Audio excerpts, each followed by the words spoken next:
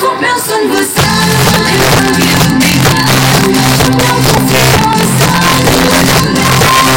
trong nhau yêu điều cháy cháy em anh nào say xuân vơi anh hết đời xuân quên mong mình không qua đây người người cùng đón tết xuân về đây người xuân tô hồng trời quay áo hoa xem mùa xuân quay quần bên bánh trưng hát khúc ca mùa xuân em tên đời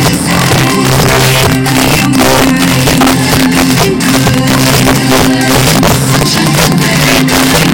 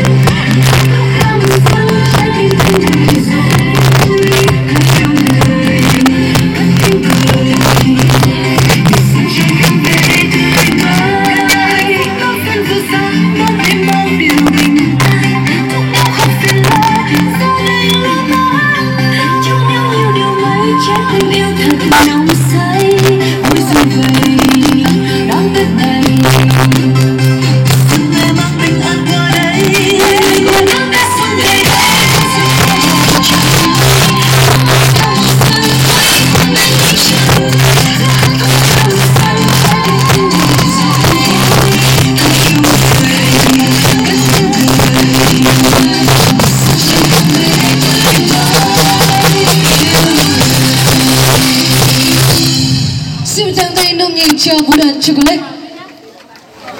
Và chúng ta sẽ gặp lại các bạn ấy trong chương trình phần 2 của buổi tiệc lễ ngày hôm nay. Và xin mời các bạn chào rồi trở về với vị trí của mình ạ. Chính là tình yêu đích thực để hướng tới tương lai. Và thưa quý vị, giờ chúng tôi xin được hân hoan giới thiệu với quý vị xin diện sự đóng góp của hai bên gia đình là những người đã cùng với đôi nương trở lái chiếc thuyền tình đến bến bờ hạnh phúc.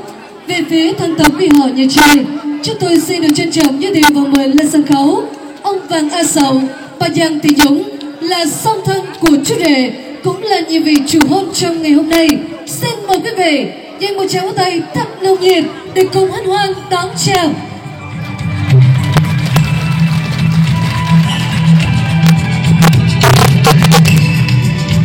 Kính thưa các bánh và để tới lời những tâm tình sâu sắc của gia đình họ và trai của chúng tôi, xin được trân trọng cảm ơn những tình cảm thân.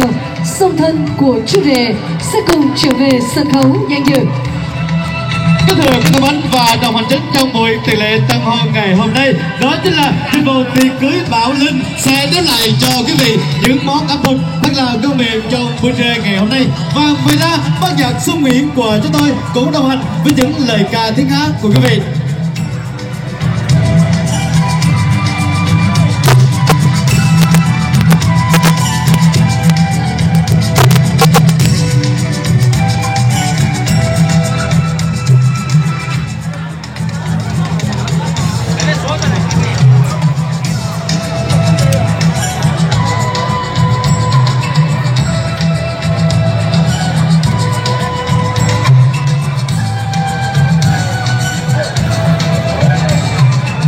Kính thưa quý vị, chúng tôi cùng xin được hân hoan giới thiệu với quý vị diện diện của quý họ nhà gái. Xin được giới thiệu ông Hà Văn Vàng, bà Thảo Thị Đía là song thân của cô dâu. Xin được hân hoan đón chào.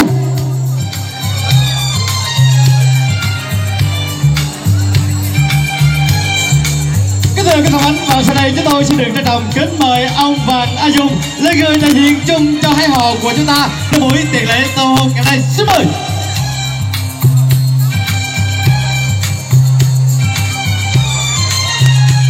Yêu nhau mấy núi cũng trèo, mấy sông cũng lội, mấy ngàn đèo cũng qua. Yêu nhau chẳng ngại đường xa, đá vàng cũng quý, phong ba sẵn sàng. Và bây giờ xin mời các bạn hãy dành một tràng pháo tay để chúc mừng hạnh phúc cho đôi Tần Lang Tần Nương Vàng A Thắng và Hà Thị Dung. Xin mời.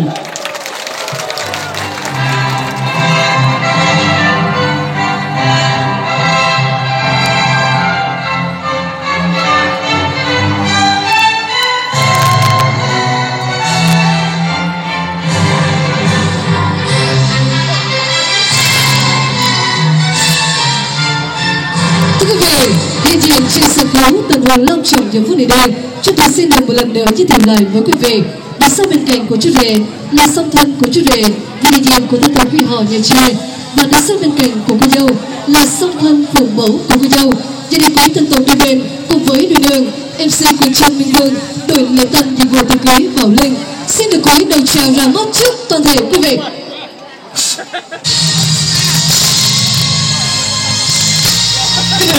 Và trong buổi tiệc lễ tân hôn trong này của ngày hôm nay, và sau đây chúng tôi xin được trân trọng kính mời ông đại diện bên phía họ nhà trai, và cũng chính là người đại diện chung cho hai họ của chúng ta ngày hôm nay, đó chính là ông Vàng A Dung sẽ có đôi lời những tâm tư tình cảm của mình gửi đến cho quý vị ngày hôm nay. Xin được trân trọng kính mời.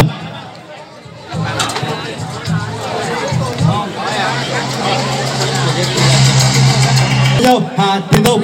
Vâng, xin mời quý vị hãy dành một tràng pháo tay để chúc mừng. Hôm nay xin mời đi đường, chúng ta hãy cùng tay trong tay cung cấp những chiếc bánh kem ngọt ngào từ mái ấm gia đình, một đứa bạn sẽ chung xây kể từ ngày hôm nay. Kính thưa quý thân mến, và sau khi cô dâu chú rể chúng ta đã cắt xong chiếc bánh tân hôn thì chúng tôi xin mời hai bạn hãy tiến tới với những chai rượu sâm banh và một tiệc cưới bạo lên cùng sẽ tặng tặng cho hai bạn trong ngày lễ tân hôn này. Xin mời ạ.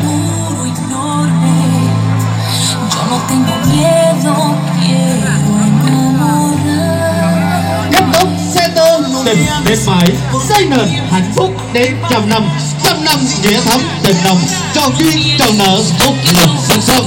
Những thông điệp vừa rồi quý vị cũng đã nhìn thấy, đó là những tình cảm của đôi. Cái đời cái tấm ấm và tình yêu của đôi bạn thế này đã phải vượt qua biết bao nhiêu tân tập thử thách của tình yêu để có được ngày tân hôn trở lại hôm nay.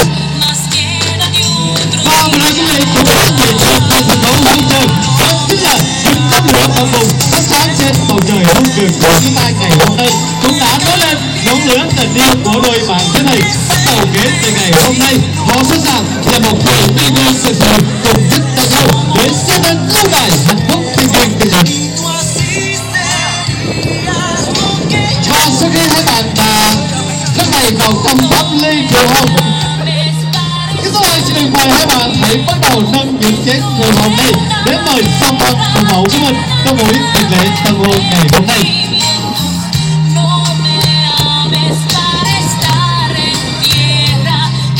Thưa quý vị, những các thị dân cùng mái tóc còn về vẫn là cuộc đời không ai khổ cầm tre, nước bạc ba không cần đầy tình mẹ, ba mươi trẻ lồng lộng không phủ kín công tre. Viên nương của chúng tôi sẽ cùng tay trong tay rót rượu bảo hiếu để tràn vào hát ly. Kính thưa quý thân mến, và những ly rượu tình yêu dịu ngàn nụ cười hạnh phúc đã hé trên đôi môi của đôi Tần Lang Tần Nương ngày hôm nay. Và bây giờ xin mời cô dâu chú rể mỗi người một chén rượu hồng, và xin mời hai bạn hãy mời bên phía họ nhà trai của chúng ta trước ạ. Rồi, cô dâu đứng gần bên mẹ và chú rể thì đứng sát bên ba. Vâng, xin mời quý vị, chúng ta hãy, chú rể ơi, hướng mắt về ống kính màn hình để sẵn sàng có những thước phim làm kỷ niệm trong ngày lễ tân hôn hôm nay. Rồi xin mời ba mẹ hãy giữ nguyên cái ly rượu hồng đó nha.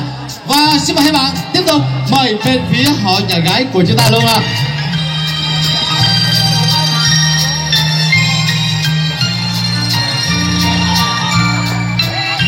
Bây giờ chúng tôi xin được mời đi đâu sẽ cùng với Radio trở về trung tâm sân khấu cùng đến với nghi thức rượu quan trọng nhất của buổi chào mừng tân hôn ngày hôm nay, đó chính là nghi thức rượu giao vui. Và bây giờ là hai ly rượu hồng quan trọng nhất. Xin mời hai bạn hãy quay mặt vào nhau. Rồi, đứng sát vào nhau chút xíu nữa nào.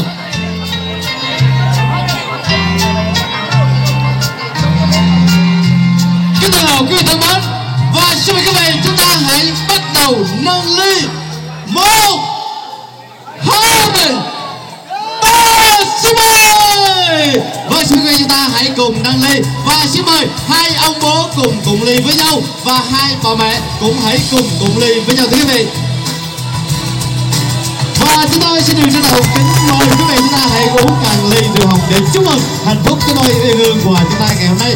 Thay mặt của những người làm chương trình, chúng tôi xin được chúc hai họ tình thầm mỹ mãn, chúc cô dâu chúc lễ trăm năm tình viên mãn bắt đầu giữa phô thê.